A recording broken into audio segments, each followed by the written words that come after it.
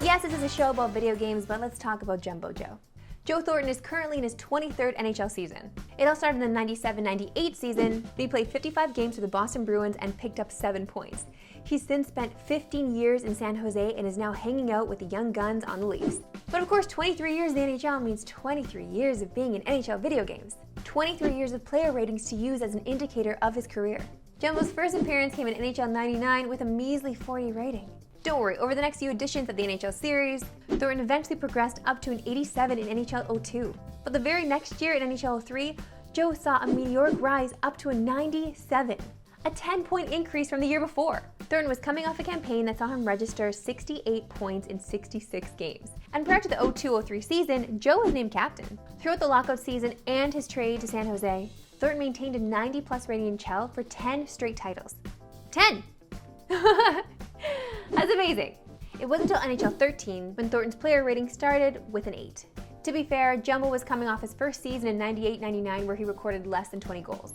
Let's fast forward to NHL 19 where Thornton was given an 84 overall. He was just coming off a season where he had to miss half the year due to knee injury. And now in NHL 21, he sits at an 82, his third lowest rating in his Chel career. It's been a rollercoaster career for Jumbo Joe, but his consistency and dependency with the Sharks and Bruins is clearly reflected by his NHL rating. 10 years of 90 or higher? That is absurd. Rocket League is clearly one of the most exciting and accessible esports, and the game has been incredibly popular over the last 5 years. And it's available on PC, Xbox, PS4, Switch, it's everywhere, okay? Well, there was one place missing, but that's no longer a problem. Rocket League is going mobile with Rocket League Sideswipe. It's not the exact same game as the original Rocket League, but now it's 2D. Up, down, left, right, that's what we're working with. The original Rocket League is far more complex than it looks. The skill gap between casual and pro is light years away. If you've played Rocket League, you know exactly what I'm talking about. So I'm personally excited about a Rocket League experience that simplifies the controls a bit.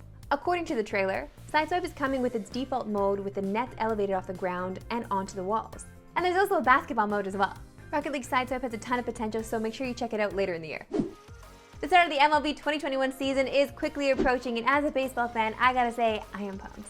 And of course, after the season starts, we can finally get our hands on MLB The Show. After the latest gameplay trailer, there's a lot of hype that this game is going to deliver on multiple fronts. First up, graphics.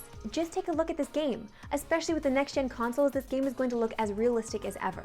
On top of that, it looks like the details on player individuality are at an all-time high. Just look at the brand new Dodger Trevor Bauer doing his Conor McGregor dance. The trailer also gave us a glimpse into a couple of other features. The Legends roster got a new addition as Roberto Clemente was revealed at the very end of the trailer. He also joins Alfonso Soriano and Grady Sizemore on the Legends roster, with more players to get unveiled as we get closer to the release. Grady Sizemore? I was part of the Grady's Ladies crew, okay? Admitting it now, publicly. We also got a tiny peek at the Park Creator mode that is available only on next-gen consoles. And if you can add floating buildings to your stadium, who knows what else is available. I'm all in on these alien-looking ballparks. The gameplay trailer did not disappoint, so hold on tight. April 20th is coming quick. EVO is normally the biggest fighting game tournament of the year. It's been home to some of the biggest and most memorable moments the fighting game community has ever seen. But last year, EVO was canceled.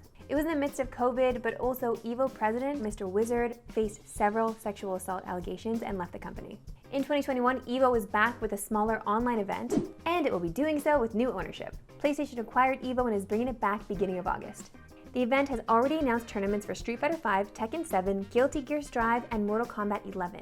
EVO 2021 will feature even more games, but the question is, will EVO still be open to games from different platforms? The answer is yes, which means the potential for Smash Bros. Is still here.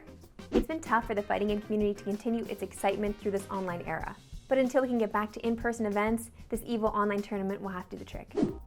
Okay, I'm just gonna be honest, I did not know there was a World Video Game Hall of Fame, but here we are. And apparently they've been inducting games into their ranks since 2015. The criteria is as follows: icon status, longevity, geographical reach, and influence. Despite the lofty criteria, at this point the list is starting to get rather lengthy. The hall currently includes some obvious titles like Pac-Man, Pong, Legend of Zelda, and Super Mario. This year, even more games will get added to the hall, and the 2021 list was just announced. Holdover finalists include FIFA International Soccer, Portal, Guitar Hero, and Call of Duty. Then there are first-time finalists, like Animal Crossing, Microsoft Flight Simulator, and StarCraft. With the Video Game Hall of Fame only being a few years old, it's going to take some time to get all these deserving games voted in. Which of the finalists would you like to see added? I personally obviously want to see Animal Crossing in there. I don't know if you've played Microsoft Flight Simulator, but it's a peach. Also, I need to know if there are categories for like co-op games, because best co-op games should be in there. At Bar Down, we know all about that. If you haven't checked out our latest Pictionary game, you should, because we had a time. That's it for this week's episode of Bar Downloadable. Thank you so much for watching. Drop a like and a comment below if you want to see more of these, and we'll see you next time.